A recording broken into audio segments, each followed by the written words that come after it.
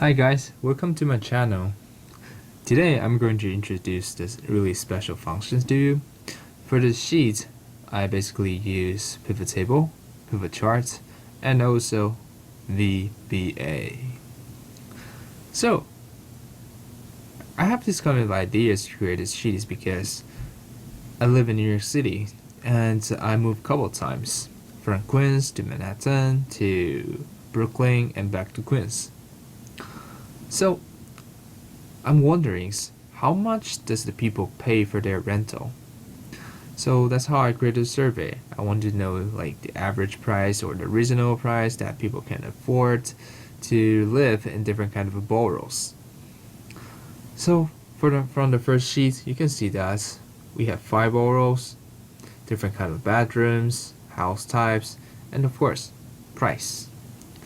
So once we move our mouse to the data entry forms, click it, and here comes the data entry form. Borough, we have 5 boroughs. Take myself as my friends as an example. He lives in Bronx, and that was 3 bedrooms, as a condo, and it was kind of expensive for $3,000. So once we have our data put on the forms, we can just click the first button, data entry, and this data will automatically comes to the second sheet, database. If I accidentally put maybe Brooklyn and I don't like the data I entered, I can just click the second button, clear data, and it will disappear. Now, assume that we're really interested in database. Then that's how the third function works. We click view data here. Then we're on the second sheet. Here's the data I have already entered.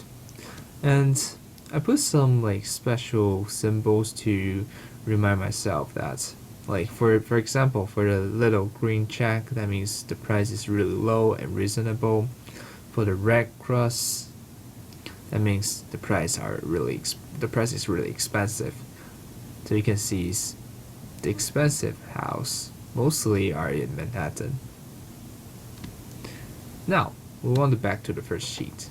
Just click this little yellow arrow and then click the data entry form again. Now if we want to know about the chart, because since we have the data, of course we want to know the relationship among different boroughs and bedrooms. So we click the fourth button, view chart. Now we go to the pivot table. See, we have the database, we have the pivot table. And since that I just entered a new data, we can click here, pivot table tool, analysis, and refresh. Yeah, then we're going to have new data. So these are all the data we have already entered, and these are the average of the condo, average of the house, apartments, the average of in different boroughs. And I created a sizer here in order to control this to the pivot table and the pivot chart. Now we can see the pivot charts here. Yeah, so the relationship among different boroughs are really obvious under the pivot chart. Okay, so let's go back to the first sheet. Just click the yellow arrow. Now I want to show you how I create this. So let's go to the coding side. So here, first of all, I insert a user form. This is the user forms. And then I use the toolbox to design the user form. This is a really easy part. Once we finish our designs, here comes the hard part. For example, if I want to set some special function for this common bottom. Double click, then we can see here. For the first common bottom, data entries, I'm going to introduce some like important coding parts I've already entered. Here's I comment that all the data I enters after clicking this button, all the data I already enters will go to the second sheet. So this is the second sheet. And I also said that all the data will follow by orders. Here's the special function, offset. The first numbers represent the row, the second represent the columns.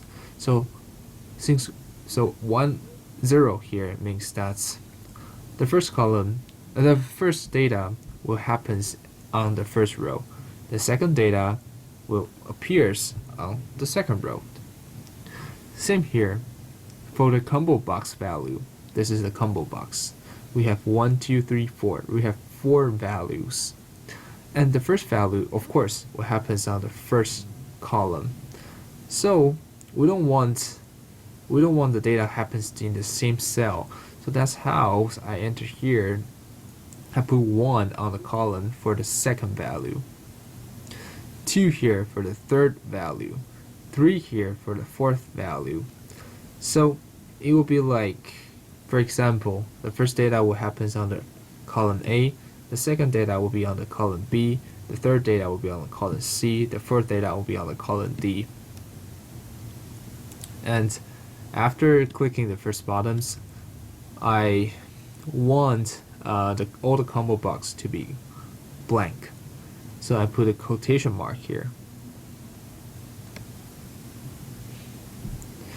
For the second bottom, clear data,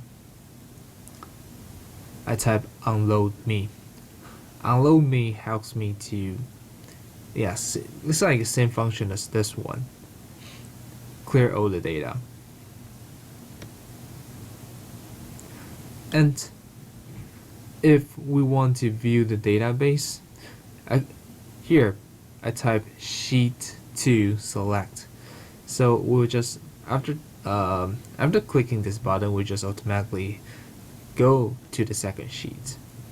And unload me means that I'm going to, after going to the second sheet, the user form will be closed. So these are the mainly functions I use to create this spreadsheets. I hope this video can be really interesting and helpful to you. And I'll see you next time.